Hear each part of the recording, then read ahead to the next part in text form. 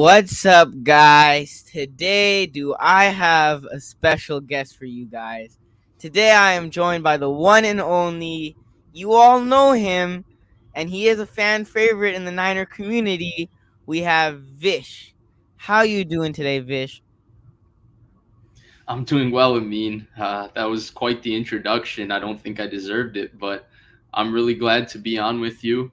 A lot has changed since the last time I was on. I did not remember that intro, but I like it. Did Jesse hook you up with that? Yes, he hooked me up with that. Yep. It looks good. I like it. Well, without a further ado, let's jump right into it. Starting off with before obviously the title of the video, we saw can the 49ers find a trade partner for Jimmy Garoppolo, but today there was a press conference. Kyle Shanahan and John Lynch had their press conference today, and obviously training camp is beginning this week, and I think it already began today or tomorrow is beginning. Tomorrow's the first day of training camp. But I wanted to ask you, I don't know if you watched the press conference, but if you did, what were some of your takeaways from the press conference? Now, the obvious one is Trey Lance was named the starter, and they moved on from Jimmy Garoppolo. Not necessarily moved on, he's not on the team anymore, but now it's Trey's time, which Kyle Shanahan finally came out and said. But what were some of your takeaways from the press conference?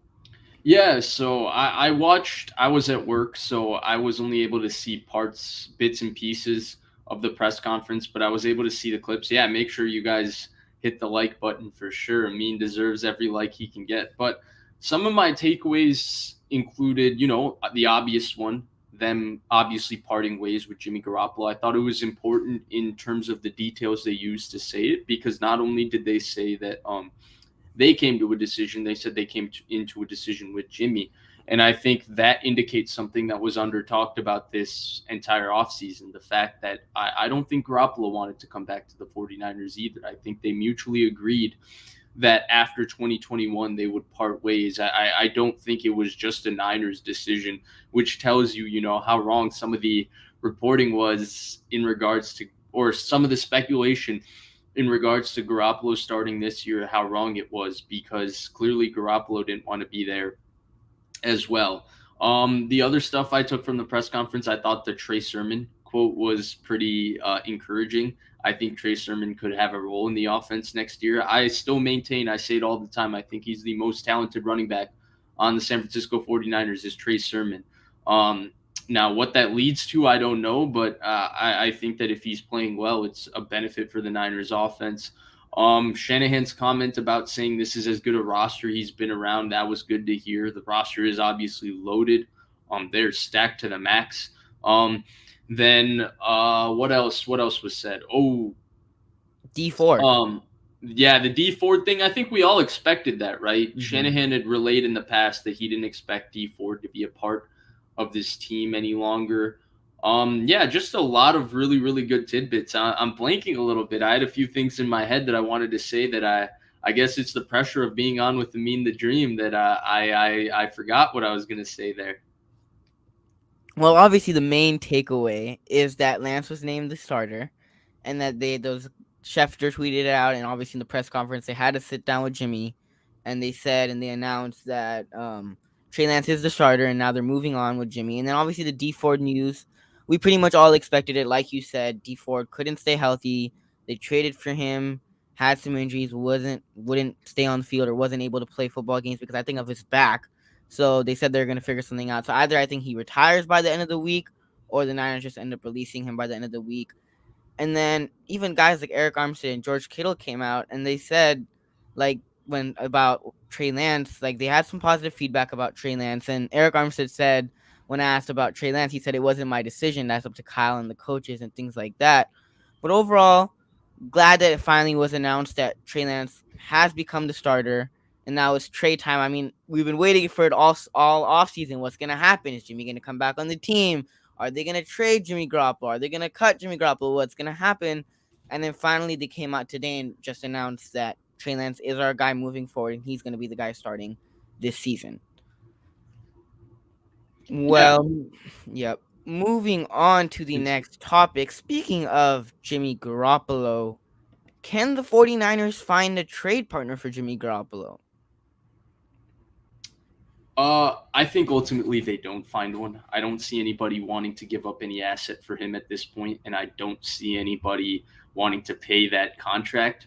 It's $25 million, basically fully guaranteed if he's there on a roster week 1. Now it can be restructured, it can be manipulated for sure, but I think teams would much rather just have him be cut, pass through waivers, and then just sign him as a free agent to a two, three, $4 million deal. Ultimately, I don't think there's ever been value for him to be traded. I talked about it. To me, there was only value for him to be traded at one point, and that was before the Deshaun Watson decision came down. In between before Deshaun Watson was basically exonerated by the grand jury, in between that there was about a 3-day period between Russell Wilson choosing to go to Denver and Aaron Rodgers staying. I think that 3-day period was the only point in the offseason that Garoppolo was movable. I think the Colts understood that. That's why Wentz was moved in that 3-day period, in fact, and they actually went through half of the offseason without a quarterback before ultimately being able to get Matt Ryan, which was an upgrade for them as well. So I think because of that, that was the Niners' really only window to move Garoppolo. It's not that I think Garoppolo is bad or anything. He's just one of those quarterbacks that if he's your quarterback, you can win with him, but you're always looking to replace him. He's the guy that gets you to your next quarterback. And because of that, I think that the guy who gets you to the next quarterback, I don't think people are going to be giving up assets for at this point. And so, yeah, I don't think he ends up getting traded. I think he gets cut. Yeah, I definitely agree with you. Now, obviously, the whole offseason, there was teams being thrown around, such as the Falcons, obviously now, and then the Giants for a couple of weeks ago. And there was reports that the Falcons offered a second and a fifth. And there's been reports of a bunch of teams calling and being in talks with the Niners about Jimmy Garoppolo. But here's why I don't think the Niners find a trade partner for Jimmy Garoppolo. Because if you look at Jimmy Garoppolo now, obviously people look at his contract, 1 year, $26 million, and then a team, if they're going to give up assets, I don't think there's necessarily one quarterback right now in the league that you could say is 100% of an upgrade over that guy. Now, people throw out the Browns and say, "Oh, the Browns need a quarterback," but I don't really see the Browns trading for Jimmy Garoppolo because they're not really gonna win. They're not gonna win necessarily the division, or they're not gonna probably make the playoffs in that division that they're sitting in the AFC North. They're not gonna win the division or probably make the playoffs with either Jacoby Brissett or Jimmy Garoppolo. Now you probably could win a couple of more games, 1 or 2 more games with Jimmy Garoppolo, but you're not making the playoffs with Jimmy Garoppolo, nor are you probably gonna make the playoffs with Jacoby Brissett. And the Browns are probably going to do the same thing if they had Jimmy Garoppolo or Jacoby Brissett, which is run the football and then have either Jacoby Brissett throw as few or minimum passes in a game as they can. So I don't really see the Browns trading for Jimmy Garoppolo. And like you said, Jimmy Garoppolo is not a guy that I personally think that a team can necessarily win the Super Bowl with. So I don't see a team necessarily trading for Jimmy Garoppolo because they can't, number one, win a Super Bowl with him. And like I said, I don't think there's a quarterback that you could say is 100% better or upgrade over the guy or over a guy that a team has right now. So I really don't think they are able to find a trade partner for him. And the shoulder surgery kind of messed it up, and that's why teams were kind of uninterested for a while. But I just don't think they're gonna find a trade partner for him. I think ultimately he either gets released or he gets cut.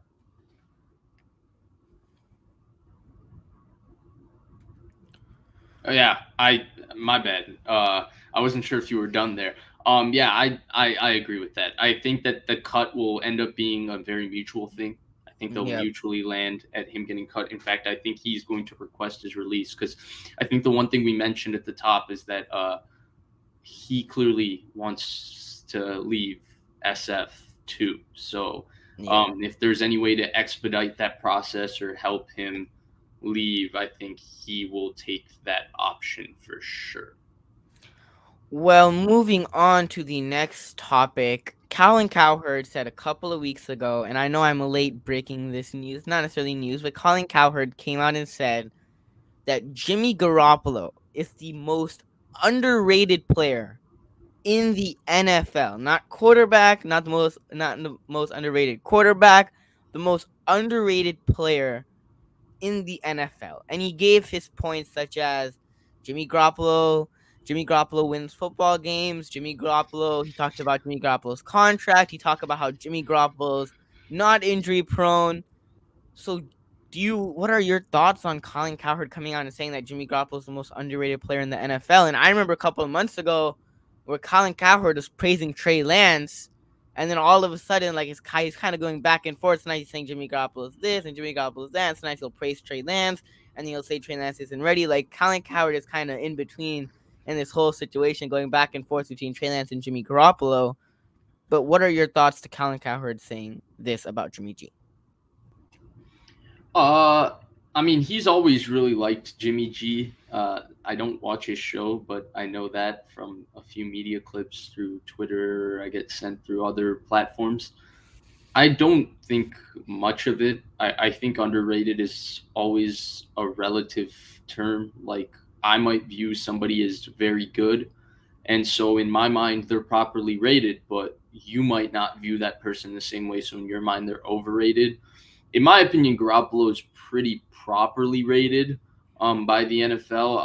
I think that he gets kind of a bad rap, but that's because all these middling quarterbacks seem to get this bad rap. You know, the guy I talked about, the guy that takes you to your next quarterback, I think he's worse than the guys I would say are good starters that do get crap in that tier. The Derek Carrs, the Kirk Cousins, the Ryan Tannehills. I'd say he's worse than those guys. Um, but if you go even further, right, like some of the guys I'd compare him to is Carson Wentz. I think him and Carson Wentz are in the same exact conversation. I like Baker Mayfield a little bit more than the two of them, but probably in the same conversation. But the point to me is that Carson Wentz gets trashed on pretty similarly to Garoppolo. I mean, if you look at Carson Wentz raw counting stats last year, I mean, almost 4,000 yards, 27 touchdowns, 7 interceptions for a guy that basically got traded for a box of cookies to Washington, and Indianapolis kind of trashed him on the way down out the door. When you look at all of those things happening, you could call Carson Wentz underrated too, I guess. So because of that, I don't like. I understand what Cowherd is saying. I guess in a sense, in a vacuum, you could say he's underrated. Maybe you can say he's underappreciated. Personally, I feel he's properly rated. I feel he's properly appreciated. He's a starting quarterback, which there's only 32 of those in the NFL and in the world. So he's got to be doing something right in life to be that far, and hence why I think he's properly rated. Yep, I agree. I think he is properly rated, and I could understand if Cowherd said Jimmy G is underappreciated, but to say that Jimmy G is the most underrated player in the NFL, I think that's a little bit of a stretch. Now, obviously, Jimmy Garoppolo, he wins football games, and that's what a lot of people's arguments are. But Colin Cowherd said a couple of things. Colin Cowherd said he wins, obviously, but I don't think wins are necessarily a quarterback stat unless the quarterback There isn't we go, Amin. unless There the we go. quarterback. I just don't think wins are a quarterback stat. And then on top of that, he said injuries, right? And he said Jimmy Garoppolo isn't as injured as people think.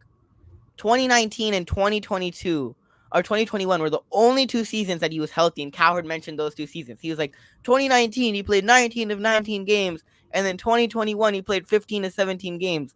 But then Colin, what happened to the other 2 years in 2018 where he got hurt, and then 2020 where he like sprained his ankle but missed majority of the season. And then when he did play, we obviously saw that Miami game, and that Miami game which was horrific.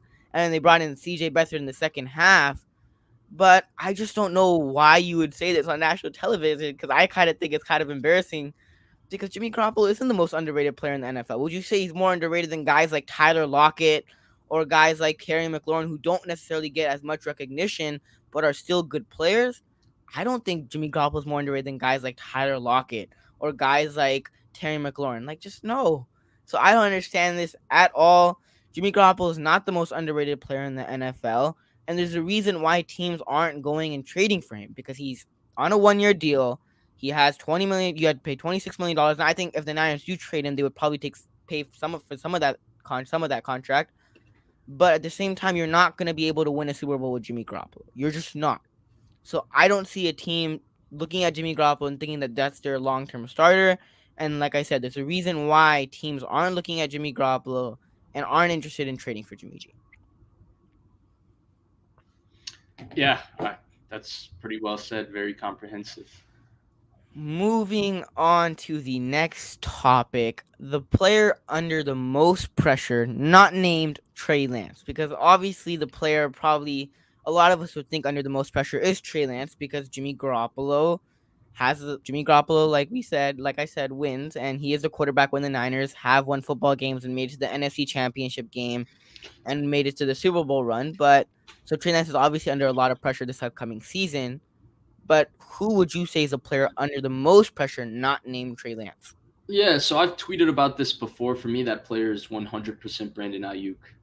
I think that he's a guy that most people don't like when you say that as the answer because he's kind of a fan favorite player. And I love Brandon Ayuk too, but I think Brandon Ayuk is under pressure from the standpoint of I think we have established that Brandon Ayuk is a good player, right? I think that part of it is good. He's definitely a good player, and I think he's definitely the third option on this offense. I think Kittle and Debo are very clearly the superstars. And then I think Ayuk is kind of the Sammy Watkins to their Tyreek Hill and Travis Kelce, which isn't a bad thing either because he's a hell of a third option. But um, he's, Anthony Gonzalez or Dallas Clark to Marvin Harrison and Reggie Wayne. That's kind of who he is. I think the thing with that is the two things with Ayuk and the reason I think he's under pressure is now I think one, I think some of his own problems have been kind of conflated as Jimmy Garoppolo problems. Like, I don't think the doghouse stuff early in the season with Brandon Ayuk was a Jimmy Garoppolo problem. Thought it was a little bit of a Brandon Ayuk problem as well. Not that it's a bad thing. I mean, he's a young player. Young players have ups and downs in the NFL. But I think that the quarterback excuse is going to go out the window now with Trey Lance. And so because of that, I actually think he's going to have a very good season. But here's the reason he's under pressure. Okay, there's two important things to worry about. One is nobody knows what he is yet, right? I think we all know that he's a baseline good receiver. Some people feel he can be a top 10 receiver in the NFL. Some people feel he can be better than Debo. Well, he's going to get paid next offseason. It's time to show us exactly what he is. He's got the new quarterback. He's going to get a lot of really, really favorable looks to run routes into coverage because the defenses are going to put all their attention into stopping Debo Samuel and George Kittle as they do. And because of that, he should be able to produce the same way he produced the second half of the season. There's no doubt about that. And then the second thing is the Niners traded up a lot to get Brandon Ayuk. And they traded up, in a draft where it was viewed as the best wide receiver draft in NFL history. So kind of bizarre, right? To trade up for a receiver in the best receiver draft in history. The idea is that there's so much depth that you shouldn't have to trade up for one because there's always going to be a good one to fall to you.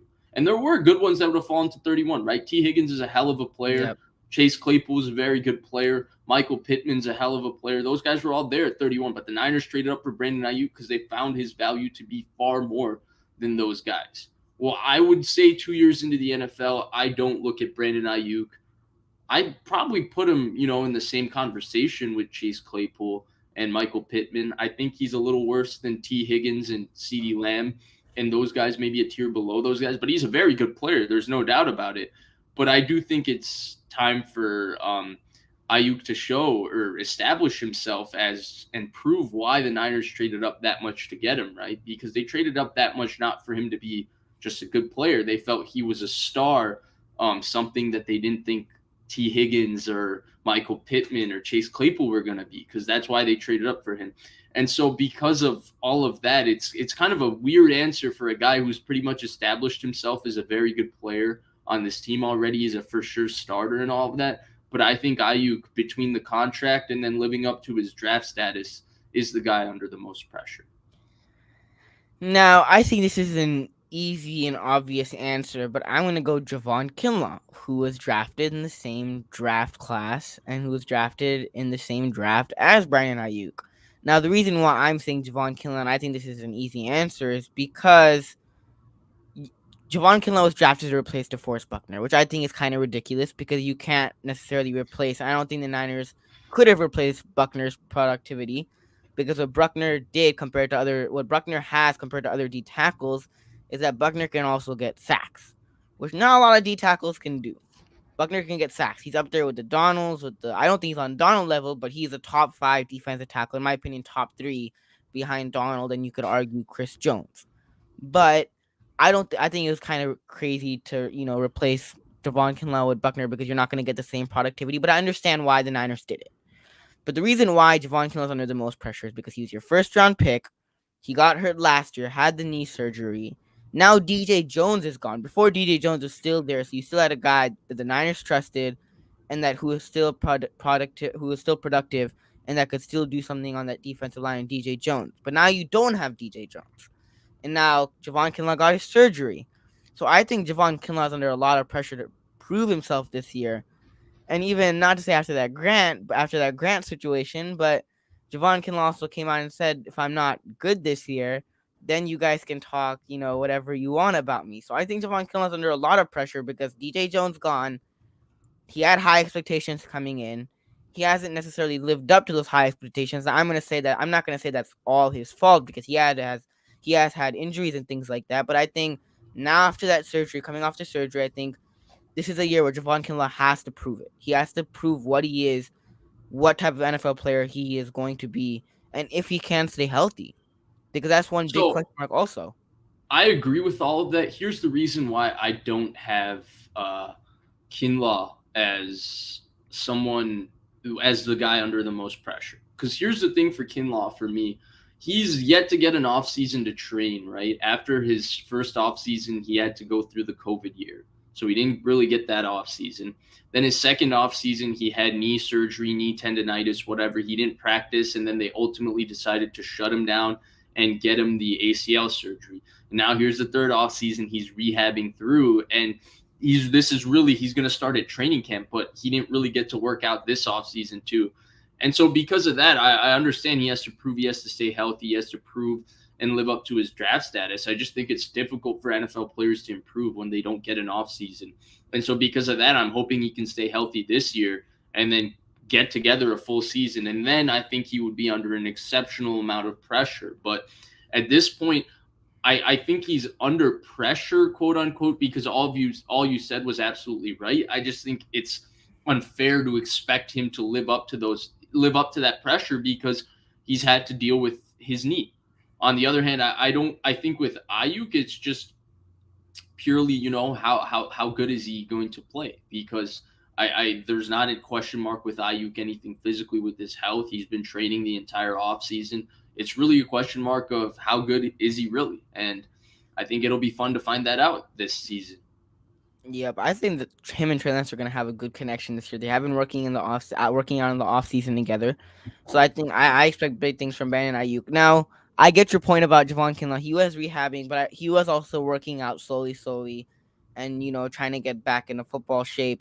And I heard he was working out in the practice facility and lifting weights and doing all that the whole season. But I think for the reasons that I mentioned, I think Javon Kinlaw is under pressure because now you don't have a DJ Jones and Javon Kinlaw has to stay healthy for the season. I think that's number one thing. I think that's probably the most important thing is that Javon Kinlaw has to be able to stay healthy. Yeah, that part I agree with for sure. Moving on to the next topic, since Trey Lance was named the starter, what do you think will define success for Trey Lance? Now, I asked this question to Jordan Elliott, Splash Cousin on Twitter, and now I'm asking you this question because I want to know what your necessarily expectations are and what you think will define success for Trey Lance. Yeah, I think it's very difficult to put a value on success, right? A lot of people will say 4,000 yards and 30 touchdowns, or less than 15 turnovers, or the Niners have a 13-4 record. But it's really hard to put, uh, quantity value on something that is you'll kind of know it's something you have to watch for. So for me, my I think success for Trey Lance, especially given that I don't know what the base level he's starting at. I think a lot of people assume that he's going to be this right off the gate. He's going to be this. The reality of the situation is none of us have seen him. So we don't know how good he is right now or how bad he is right now. So how do we even put well, we know that he already looks like a starting quarterback. So I want him to look like an elite quarterback next year. We don't know where he's starting from. And so because of all of that, for me, I think success for Trey Lance will be improvement. So we'll get to see him week 1. And hopefully by week 17, he's a different quarterback. He's playing much better. He's more comfortable. If he starts week 1 looking like a starter, like at a Jimmy Garoppolo level, hopefully by week 18, he's looking like a top upper echelon starter. Maybe not a Herbert Burrow, that type of guy, but closer to maybe where Derek Carr and those type guys are playing. Because, I mean, it's going to be a year by year growth. He's very raw. He's thrown less than 500 passes since high school. And that's like for him 5 years ago. So, or 4 years ago. I think he was the same high school graduating class as me, funnily enough. But, because of that, I think that any expectation from having a scalar value expectation is very difficult. So for me, it's just improvement. And I think the coolest part about Trey Lance and the reason I'm excited he's a Niners quarterback is because we saw in the first two games he gets better snap to snap. And if he gets better at that quick of a rate, I can't imagine how good he's going to be by week 17, 18. Yep. Now, obviously, you want to see improvement from Trey Lance week in and week out, and I definitely agree with you there. But here's my only problem: is that he's replacing a guy in Jimmy Garoppolo, and he's coming in for Jimmy G. And Jimmy G, I wouldn't say is the reason why the 49ers win, but he is the quarterback when they do win, right? So It's well I said. think I think there's a couple of things that Trey Lance has to do, in my opinion. Now, obviously, we need to see that improvement week in and week out. But there's a couple of things also that I think that he has to do from a fan's perspective, and I think also in my opinion, that he has to do in order for me to say that he had a successful season. Now, obviously, the improvement, and I think the Niners have to make the playoffs this year because if you look at the years that Jimmy G was healthy, the Niners did make the playoffs. So let's say Jimmy G's gone, and the Niners don't make the playoffs for whatever reason. National media, everybody's gonna be like, Trey Lance is a bust. Trey Lance is not that good, whatever the reason might be. So I think the Niners probably have to make the playoffs. And one other thing that I would say is obviously, like I said, the improvement week in and week out. But I think one last thing would be that he has to beat the Rams. Now, I don't think he has to beat the Rams twice, but I think he has to at least beat the Rams one time because let's say we go into the week where the Niners are playing the Rams and the Niners lose to the Rams. I think that's a problem. I think that's a problem. So, I I think you and I are talking about different things though. I think you're talking about how other people like the media would view him as a success and how the media is going to talk about him. But I don't think that is the fair conversation on what is successful to you. I mean, is to you the same thing that's successful what other people are going to say about him, or what do you find to be successful for your personal opinion to be happy about him as a fan? Because we're both fans, right? So for me, him just improving, I'm going to be happy because I don't care, if uh, Kyle Brandt said Jimmy Garoppolo should start on Good Morning Football. I don't care what Cowherd had to say because it doesn't affect my fandom. So, like, I understand what you're saying because I think you're absolutely right. But specific to you, like, what would make Amin the Dream, the 49ers fan, happy if Trey Lance was this in 2022? And if he wasn't this, if he was something else, would it make you unhappy? So, like, what's that threshold for you? I mean, same thing as you said. I think seeing that improvement from Trey Lance week in and week out, right? And if you look at that Cardinals game, he had struggled in that Cardinals game, and then you go to that Texans game. In that Texans game, he had some struggles also, and he was slow to start. But you saw the improvement as the game was going on. You saw that improvement from Trey Lance, and you saw some things that were just special, right? Throwing off his back foot, throwing on the run, extending plays, throwing that deep pass to Deebo Samuel. So I think we saw a lot of good things from Trey Lance in that Texans game, and I think Huschek said that the first time he knew that Trey was going to be that guy was, or something he said about Trey Lance in the press conference was when he threw that touchdown at Deebo Samuel and he was just talking to himself and he said, you know what, now that I settled in, I'm ready to go. So I think seeing that improvement personally for me, I think seeing that improvement from Trey Lance week in and week out, him getting better, I think that for me will be a successful season for Trey Lance. I think obviously from the national media's perspective, I think that's what I think will define success for Trey Lance. But for me personally, I would say him getting better week in and week out and showing us what he can do. I'm with you there, buddy. And the notorious GAV says, Gavin, if I don't know if you know who Gavin is, but he says, Vish, do you think Kyle Juszczyk gets a captain patch this year? I have no clue. I don't know. I mean, Gavin has been on the Kyle Juszczyk train for a whole offseason about him getting a captain spot. So Gavin better get on the Twitter and Instagram mentions of the other 49ers offensive players and tell them to vote use check. moving on to the last topic of the day, because I know you have some things to do, but I appreciate you for joining me, Vish. The last topic of the day is which year two quarterback will take the biggest leap. Now, I think the obvious answer, I don't know if your answer would be Trey Lance, but let's say if you think it's Trey Lance, let's say a quarterback not named Trey Lance, Trevor Lawrence or the Zach Wilson or someone like that, because I think the obvious answer, or let's say the biased answer, probably would be Trey Lance.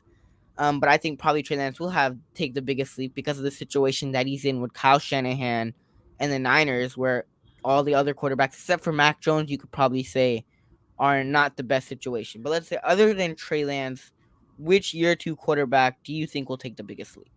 Yeah, so I wouldn't have said Trey Lance for this either. And the reason why I wouldn't have said Trey Lance is because I don't know where he is for him to take a leap somewhere. And that's my biggest problem when I talk about Trey Lance and stuff. Because when you're talking about a quarterback, like you haven't seen enough of Trey Lance to say, oh, he's super good at these things and he's super bad at these things. And we don't get the opportunity to watch him in practice and we don't get those opportunities. So really we're going off of what I said, less than 500 throws since high school. And so it's really, really tough. I mean, he's really talented at certain things, but like there's not a sample size because we don't know if he's already that good or if he's this way and he needs to improve. Like we kind of have a baseline idea, but we're not 100% sure. So that's why I wouldn't have said that because I don't know where he's leaping from, if that makes sense. Um, by the way, I very much agree with. I do not expect Ayuk to have a better season than Debo. I argued this all of last season, off season. A lot of people were saying I was pretty insane for saying that Debo was just a better player and was going to have a better season. But I'll argue it again this offseason. Continuing, my bad. Um, I'm going to go with Zach Wilson, though. I think the popular answer for this is going to be Trevor Lawrence. I didn't think his rookie season was like all that bad. I thought it was pretty bad, but I thought that the situation definitely enhanced how bad it was. I expect him to be pretty good with Doug Peterson, but I think Zach Wilson's situation and with the Jets is getting like good. I thought Michael LaFleur was pretty good last year. I think Elijah Moore is pretty good. I think Corey Davis is pretty good. Garrett Wilson, they just drafted him. Brees Hall is a beast. They drafted him, so their offensive line is also very good. George Fant is exceptionally good. Laken Tomlinson goes there, so they're improved there. Mekhi Becton comes back. He was a budding star as a rookie. So I think they have a good situation. I think that they have a good offense. Like I think LaFleur calls it really well, and I thought he improved a lot the second half of the season. That last few games, I thought Zach Wilson really showed something. And because of that, I think he's in the optimum spot to kind of take a leap because, especially the first parts of the season, I thought Zach Wilson had the lowest lows of all the second year quarterbacks. Like, I didn't think Fields and Lawrence got as bad as it was for Wilson early. But then I thought Wilson improved. And maybe, I mean, Lawrence kind of stayed and plateaued at one level.